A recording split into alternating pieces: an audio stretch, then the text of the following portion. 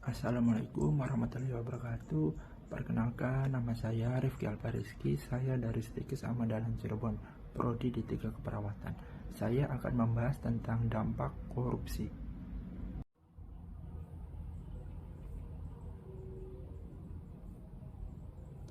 Korupsi tidak hanya berdampak terhadap satu aspek kehidupan saja.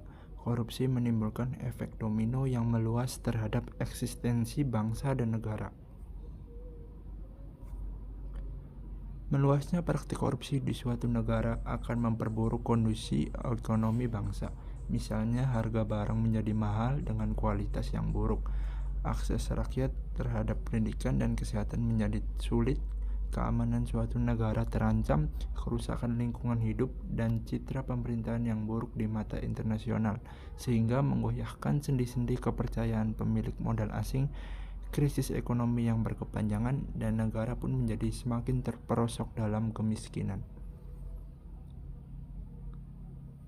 Adapun dampak korupsi, yang pertama ada dampak ekonomi, yang kedua ada dampak sosial dan kemiskinan, yang ketiga ada dampak pelayanan kesehatan, yang keempat ada dampak birokrasi pemerintahan, yang kelima ada dampak politik dan demokrasi, yang keenam ada dampak terhadap penegakan hukum, yang ketujuh ada dampak terhadap pertahanan dan keamanan, yang kedelapan ada dampak kerusakan lingkungan.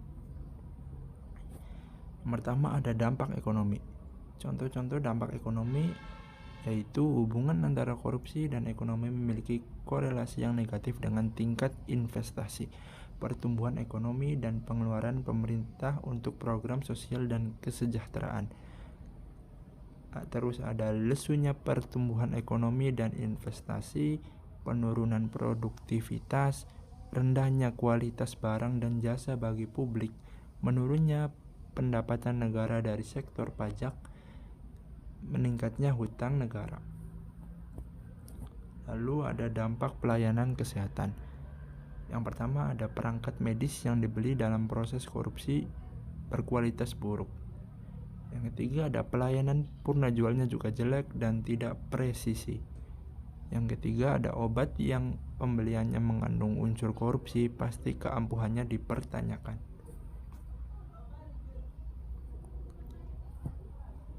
Lalu ada dampak sosial dan kemiskinan. Mahalnya harga jasa dan pelayanan publik, pengentasan kemiskinan berjalan lambat, terbatasnya akses bagi masyarakat miskin, meningkatnya angka kriminalitas, solidaritas sosial semakin langka, dan demoralisasi. Dampak birokrasi pemerintahan.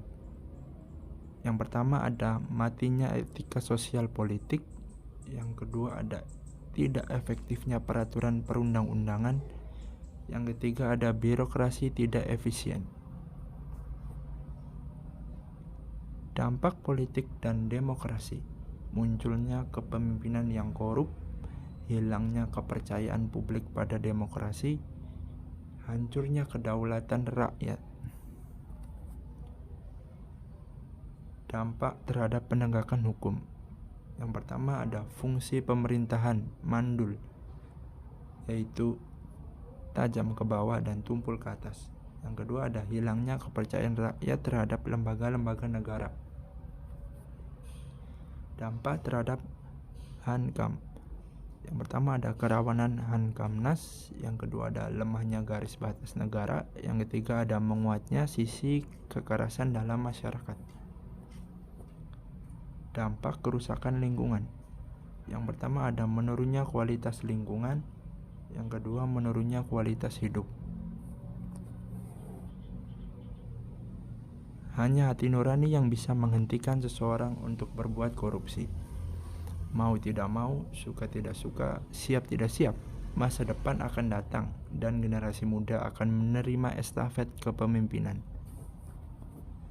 Selamat datang generasi muda anti korupsi. Indonesia akan lebih baik jika tanpa korupsi. Terima kasih. Mungkin cukup sekian dari saya, kurang lebihnya mohon maaf. Wabillahi taufiq wal hidayah. Wassalamualaikum warahmatullahi wabarakatuh.